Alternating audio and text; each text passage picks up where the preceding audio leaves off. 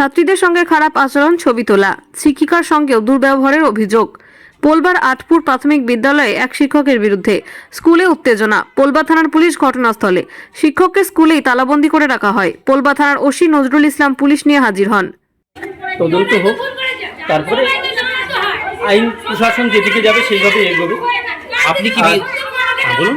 আমি একজন শিক্ষক হিসাবে, যেহেতু উনি আমার কলিগ, ওনারও যাতে কোনো ক্ষতি না হয়, প্রশাসন যে সিদ্ধান্ত নেবে, যে বিচার হবে, সেটাই। পরিস্থিতি সামাল দেওয়ার চেষ্টা করেন গ্রামবাসীদের দাবি, শিক্ষকের বিরুদ্ধে ব্যবস্থা নিতে হবে।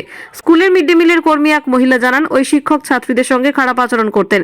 একজন শিক্ষিকা আছেন, তার সঙ্গে দুর্ব্যবহার করতেন। ও আগে পুরাতেই যখন প্রথম এলো স্কুলে ম্যাডামের সঙ্গে একটু ঝামেলা হতো, কথা কাটাকাটি হতো। ও বলছে যে যখন ম্যাডাম যখন বলছে আমি পারবো না বলে এবার ওরকম করতে খালি বলছে আমার কোমরের যন্ত্রণা হচ্ছে আর হচ্ছে এরকম খালি কমাতে। যার বিরুদ্ধে অভিযোগ তার নাম কি? আপনার নাম কি দিদি? দিদি গতকাল অভিভাবকদের ডেকে বিষয়টি জানান শিক্ষিকা। আজ ওই শিক্ষক স্কুলে আসতেই শুরু হয় বিক্ষোভ। অভিযুক্ত শিক্ষক অঙ্কন পালকে উদ্ধার করতে গেলে পুলিশকে ঘিরে শুরু হয় বিক্ষোভ। অভিযুক্ত শিক্ষকের সাইকেল পুড়িয়ে দেয় উত্তেজিত গ্রামবাসী।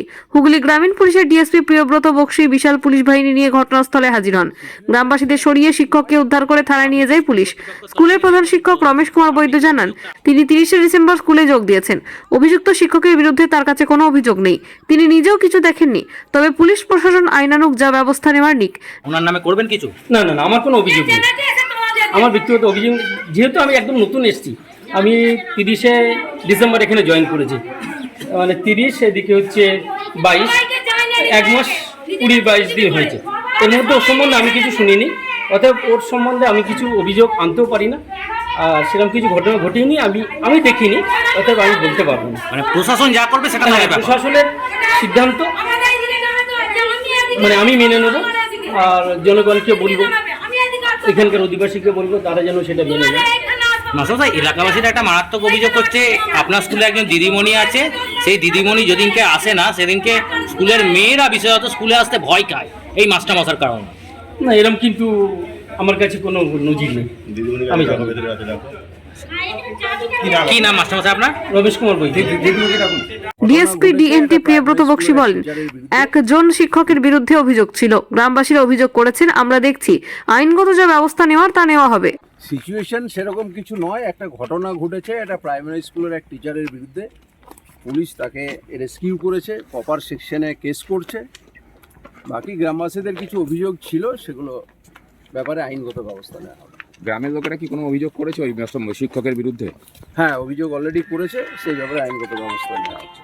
আর এখানে একটু আইন শৃঙ্খলার অবনতি হয়েছে তো বিষয়? আইন শৃঙ্খলার অবনতি নয়, গ্রামবাসীর ক্ষোভ, প্রাইমারি স্কুলের ব্যাপার, এছাড়া আর কিছু না। পুলিশ নাকি বিনা দোষ, মানে বিনা কোনো কারণে লাঠি চালিয়েছে, যেটা পুলিশ সরিয়ে দিয়েছে।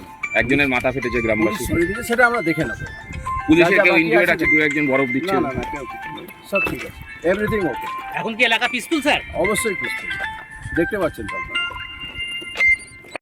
হ্যাঁ, গার্জেনে তো বলবি, তো গার্জেনরা আসুক, গার্জেনকে বললে আপনি ভালো।